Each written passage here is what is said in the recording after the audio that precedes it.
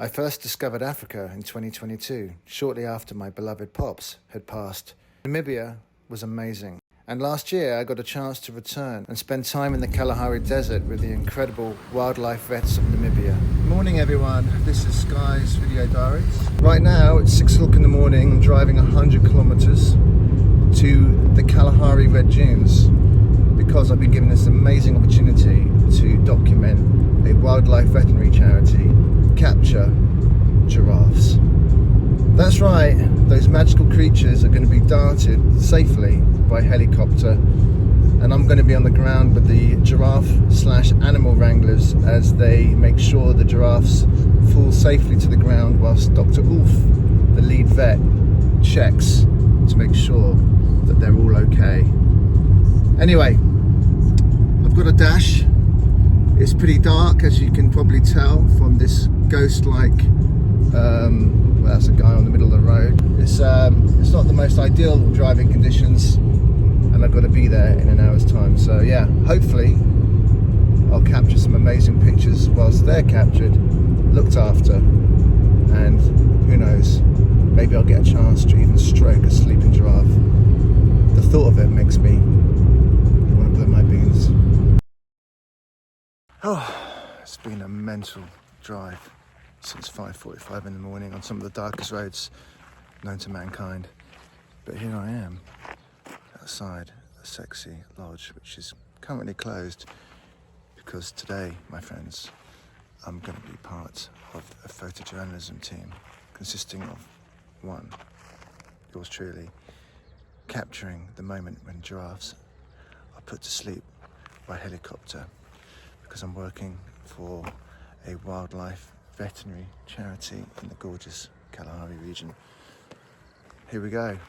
It's my first bit of work in Africa for a wildlife charity and a conservancy, and I'm excited to let you guys and gals know all about it.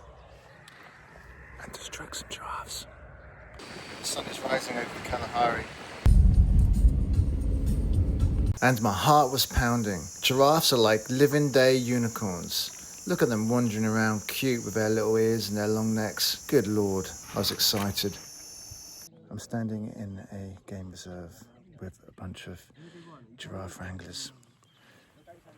Love my life. I could hardly contain my excitement. I felt like I was in a movie, The Blood Diamond, except with a happy ending. My God, I love choppers. The fact that Dr. Ulf the vet was going to be dangling out of one firing sleeping darts at giraffes made my heart pound even more. What I saw for the next few hours blew my tits off.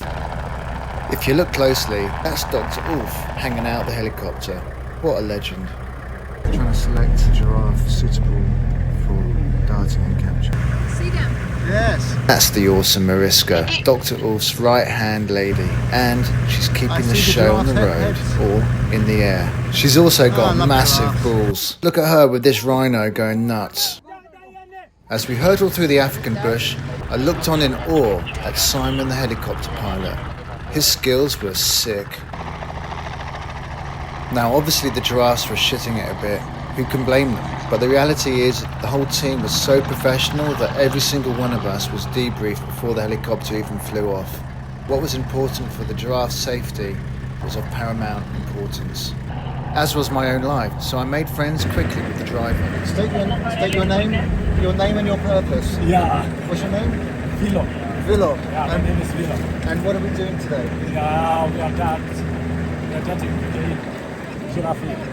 Yeah, there you go, giraffe, rural giraffes. He's an excellent driver. It's now time to securely capture one of these babes. On the radio came news that Dr. Ulf had safely slotted a giraffe from the air. It was time to rush to the creature before fentanyl had an adverse effect. I was briefed at the beginning that sometimes accidents do happen, not through the fault of the medical team, but because giraffes are delicate creatures. Maybe too much fentanyl is given. After all, Dr. Ulf has to guesstimate the weight and the size of the creature from the air, make a split-second decision, and once started, it's imperative to capture that babe as quickly as possible and administer the antidote to fentanyl. Dr. Ulf legged it in from the chopper, and quick as greased lightning, a hood was put over the giraffe's head to prevent him or her from going apeshit. I wanted to stroke her, or him, but I didn't want to interfere. After all, it was my first giraffe wrangling rodeo. And just like that, I witnessed my first sleeping giraffe. And she's beautiful. Sticking with movie analogies, this was more like Harry Potter now than Blood Diamonds. Pure magic emanating from these giraffes straight into my eyeballs. At one point, things got a little lively. I thought to myself, if I get run over and die, it's probably a magical way to go. Getting trampled by Curious George. In my next episode, I'll try and get an interview with the doctor and, of course, Mariska to talk us through why giraffe capture and geolocation is important to conservancy as well as the well-being of these magical creatures. Please subscribe to Sky Loves Adventures. I mean, why wouldn't you? I'm a cheeky bugger. A huge thank you to Simon Wildlife Services and, of course, the wildlife vets of Namibia. Follow them too, please, pals.